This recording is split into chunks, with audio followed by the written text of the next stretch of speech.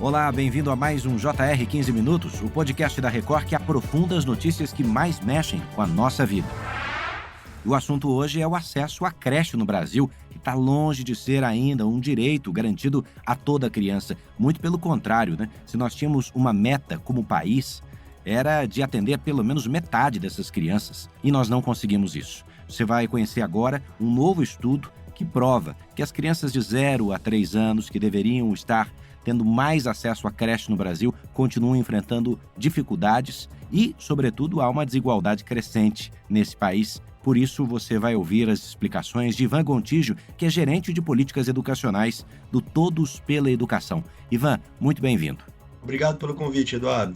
Bom, a gente sabe que 0 a 3 anos tinha que estar na creche, como a gente conhece, né? Essas crianças precisavam estar sendo bem atendidas nesses lugares e essa é uma responsabilidade dos municípios brasileiros, mas a oferta de vagas de creche ainda é uma grande dificuldade no Brasil, mas com as suas diferenças, como tudo no país. Então, Ivan, começa, por favor, mostrando pra gente, nesse novo estudo que vocês acabam de divulgar, quais são os problemas de cobertura. Se entre 2016 e 2024 nós tínhamos que atender 50%, nós conseguimos atender qual percentual desse público? Bom, quando a gente fala de acesso à creche, é sempre importante a gente lembrar que o objetivo dele, diferente das outras etapas, nunca vai ser chegar em 100%. Por que não vai ser chegar em 100%? Porque a creche é uma etapa não obrigatória. O que significa? Que as famílias podem escolher se elas querem ou não matricular as suas crianças de 0 a 3 anos. Mas o entendimento que se tem, inclusive nos órgãos de justiça, é que todo mundo que deseja matricular o seu filho, né, uma criança de 0 a 3 anos, deve ter direito a essa vaga. E não é o que o Brasil tem conseguido fazer, né? Então, hoje, de cada 10 crianças de 0 a 3 anos, 4 só estão na creche, sendo que para a gente conseguir atender toda essa demanda, a gente precisaria atender basicamente 6 em cada 10. Então, tem 2 em 10 que gostariam de estar na creche e que não estão conseguindo ter esse acesso, que é um desafio muito grande. E quando a gente vai olhar para as desigualdades, as crianças mais pobres, que moram nos lugares mais remotos e que mais precisariam da creche, são as que enfrentam maiores dificuldades no acesso. Embora você tenha explicado muito bem que não é obrigatória para a família colocar a criança de 0 a 3 anos na creche, o que a gente vê é que é uma mão na roda tremenda para grande parte das famílias mais pobres do Brasil, que a criança tenha onde ficar, tenha onde se alimentar, tenha onde socializar, né? Enquanto essa mãe, esse pai conseguem trabalhar.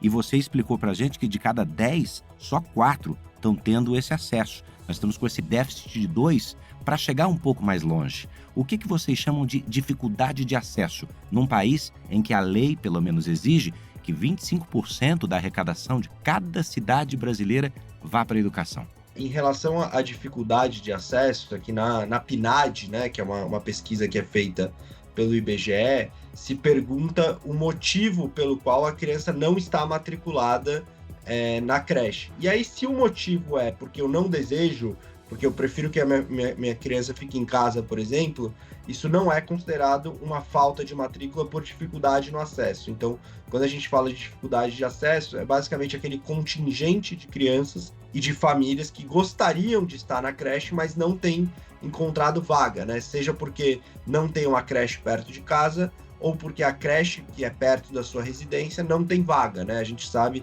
se é um problema especialmente nas grandes cidades, as chamadas filas por vaga em creche, dado que muitas vezes a oferta não é suficiente para atender toda a demanda. E a creche, ela tem um duplo papel, como você trouxe. Ela é muito importante para garantir o desenvolvimento integral das crianças na primeira infância, que é uma etapa super importante para o desenvolvimento humano, mas também para garantir uma inserção qualificada dos pais, das mães no mercado de trabalho. Porque muitas vezes, se você não tem um lugar onde a sua criança, o seu filho vai ser bem cuidado, bem alimentado durante a jornada tradicional de trabalho, é muito mais difícil para que os pais consigam ter um emprego, sair de casa, trabalhar e gerar renda, inclusive para a economia do país, né? Segundo o programa Todos pela Educação, nós estamos falando de cerca de mais de 2 milhões de crianças, né, de até 3 anos, que estão fora da creche por essa dificuldade de acesso. Essa dificuldade pinta para a gente um pouco dessa desigualdade. Como é que estão Norte e Nordeste em comparação com o Sudeste nesse acesso? Eduardo, eu acho que tem duas grandes desigualdades que valem a pena a gente jogar luz para tentar qualificar um pouco mais esse dado. A primeira é uma desigualdade do ponto de vista socioeconômico, e esse é um dado muito triste, porque a gente vê que a desigualdade no Brasil, ela realmente começa no início da trajetória de vida das nossas crianças. Por quê? Porque quando a gente olha para as crianças mais ricas, 60% está na creche, ou seja, basicamente todo mundo que gostaria de estar na creche tem conseguido o atendimento. E entre as crianças mais pobres, esse número é de 30%. Então é uma diferença muito grande, né? Quase 30 pontos percentuais. Ou seja, as crianças mais ricas têm muito mais acesso à creche e a gente está deixando de fora as crianças que precisariam de ainda mais estímulo na sua primeira infância. Esse é um primeiro dado. O outro dado é que quando a gente faz um recorte territorial, a gente vê que os estados e as capitais que têm as maiores taxas, elas estão no sul e no sudeste. E especialmente no norte, os estados do norte, as capitais do norte, têm taxas muito preocupantes de acesso à creche, inclusive com números inferiores a 30%. Então, muito abaixo, inclusive, da média nacional, que já é baixa. Então, quando a gente olha do ponto de vista territorial, as crianças mais pobres e as crianças que moram nas regiões mais afastadas do centro decisório, né, de onde que tem mais recurso no país, são as que têm sido mais penalizadas. Ou seja, dependendo do seu CEP, a sua trajetória de vida vai ser muito impactada desde o seu início por conta de políticas públicas que não conseguem chegar muitas vezes em quem mais precisa do apoio do Estado. Vamos ampliar um pouquinho esse corte, Ivan, te convido, para falar de crianças que não completaram 2 anos, de até 1 ano de vida, frequentando creches no Brasil. Vocês trazem um número revelando que apenas 18,6% dos bebês de até 1 ano frequentam creches no país. Por que essa faixa etária enfrenta uma exclusão ainda maior na interpretação dos dados? Esse ponto é muito importante porque a oferta de 0 a 1, que é muito baixa, né, o chamado berçário, né, a oferta de 0 a 1, ela é uma oferta de uma natureza muito diferente, porque você precisa de cuidados maiores com as crianças em relação à higiene, você precisa ter um número maior de professores e de profissionais de apoio por turma, né? Diferente de uma sala de ensino fundamental, que você tem, às vezes, um professor para 20, 30 alunos, para crianças dessa faixa etária é impossível. Então, essa etapa de 0 a 1, né, na creche, ela acaba tendo um custo mais elevado e muitos desafios para que os municípios consigam ofertar com qualidade e atendendo a sua demanda, né? Então, o que a gente percebe hoje é que esse número ainda é muito baixo. É natural que ele seja menor, porque muitas famílias não querem mandar suas crianças tão novas, né, para creche, mas existe ainda uma demanda muito forte de famílias por terem acesso com as crianças de 0 a 1 ano e elas não têm encontrado vagas. Então é importante a gente jogar luz sobre isso, porque é um tipo de oferta muito diferente para as secretarias em relação à infraestrutura da escola, à preparação dos profissionais e aos próprios custos dessa oferta, e exige um olhar bastante aprofundado para que a gente consiga que mesmo as crianças que estão ali entre 0 e 1 anos, lembrando que a licença maternidade no Brasil, ela varia de 4 a 6 meses, né? Então, a partir dos 4 ou dos 6 meses, essas crianças precisam ser cuidadas por determinados arranjos, que inclusive pode ser no berçário de uma creche pública. Quais impactos econômicos e sociais essa falta de acesso agora gera nas famílias, especificamente para as mães, que muitas vezes precisam deixar o trabalho, né, para cuidar dos filhos?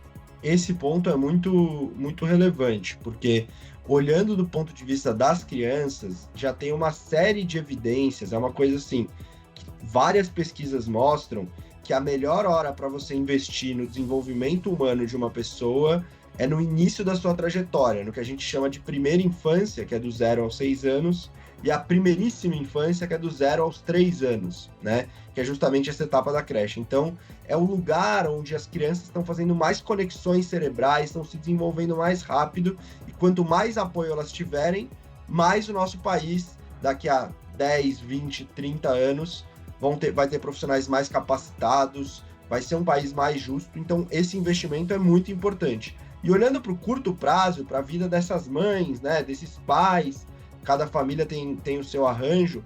Se o Estado não consegue ofertar esse apoio, né, essas famílias vão ter muito mais dificuldade para que as mães consigam ingressar no mercado de trabalho e para que essas crianças sejam bem cuidadas. Porque a creche não é um espaço também só de cuidado, de ter uma alimentação adequada, é um espaço também de desenvolvimento. Isso é uma coisa muito importante a gente trazer, de sociabilidade, das crianças adquirirem novas habilidades. Então, isso é fundamental para o nosso projeto de país. Se a gente não colocar essa pauta como prioritária para os nossos prefeitos, para o Ministério da Educação, que tem um papel muito importante de indução do acesso à creche e de dar apoio técnico e financeiro, especialmente para aqueles estados e municípios que mais precisam, a gente vai continuar provavelmente tendo esse desenvolvimento econômico claudicante, sendo um país desigual, porque a gente tem que olhar para o início, e o início é a creche. E esse estudo também aponta que entre as famílias mais pobres, a maioria das crianças que estão fora da creche não é por escolha, mas por falta de vagas, por falta de unidades próximas, né? Que estratégias poderiam ser adotadas para priorizar justamente essas famílias na ampliação da oferta? Eu vou mais longe, eu pergunto, é falta de dinheiro ou é falta de prioridade? Eu acho que tem as duas coisas. Você tem um subfinanciamento, especialmente na educação infantil, especialmente nesses municípios mais pobres. Então, por isso que o Ministério da Educação tem um papel muito importante de dar apoio técnico e financeiro. Então, você tem algum problema de recurso, mas você tem um problema especialmente de gestão. Por quê? Porque é mais difícil, muitas vezes, você conseguir criar vagas nessas regiões mais longínquas das cidades, por exemplo, ou nas regiões mais longínquas do país, onde muitas vezes a população está crescendo e a política pública não consegue acompanhar. Então é preciso ter muita prioridade, planos muito bem estruturados, definir como vai ser feita essa oferta. Na creche, é importante a gente dizer, muitos municípios não ofertam apenas via rede direta, né? Fazem parcerias com organizações sociais da sociedade civil, o chamado conveniado, né? A creche conveniada, que é muito forte, por exemplo, na cidade de São Paulo, às vezes dá mais velocidade para você conseguir expandir esse acesso. Porque se você vai esperar você achar um terreno, construir uma creche, contratar os professores, quando essa criança que precisa da creche hoje, quando esse processo for finalizado, ela já nem vai estar mais na creche. Então precisa de muita celeridade nesse processo de criação de vagas e ampliação do acesso, porque a primeira infância corre numa velocidade muito mais rápida, às vezes, do que a política pública é capaz de chegar. Quando você menciona essa questão da desigualdade, né, que a gente já conhece no Brasil, vale ressaltar que, enquanto no estado de São Paulo você tem prefeituras atendendo mais da metade das crianças de 0 a 3 anos, no Amapá você tem uma realidade muito diferente, né? As crianças estão sendo atendidas ali menos de 10%, não é isso? O que explica a tamanha disparidade entre esses estados? E eu já peço para você encaminhar para um final mostrando essa política que você acabou de citar, das creches conveniadas, das parcerias no estado de São Paulo, que deu rapidez à coisa, com dados como esse de até 60%, precisam ser repetidas ou nem sempre?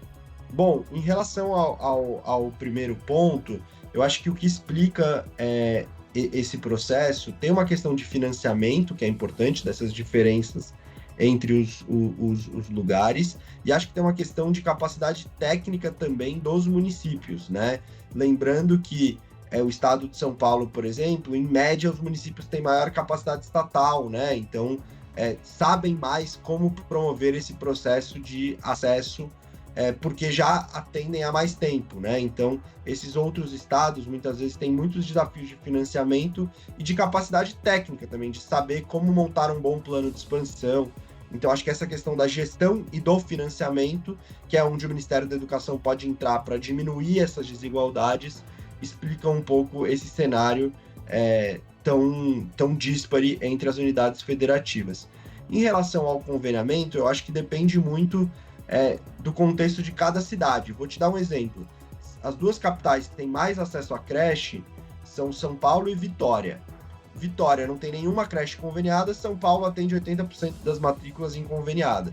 Então não tem uma estratégia. O mais importante é mapear a sua demanda, então saber onde está a sua demanda, onde está a sua demanda não atendida e buscar atender ela da forma mais rápida possível, que pode ser via unidades parceiras, se a rede tiver capacidade para isso, ou o conveniamento também é uma alternativa que o Todos pela Educação defende, desde que seja feito com instituições sérias, com bons contratos, né, de parceria, com metas muito bem definidas, para evitar qualquer tipo de corrupção ou de falhas no atendimento.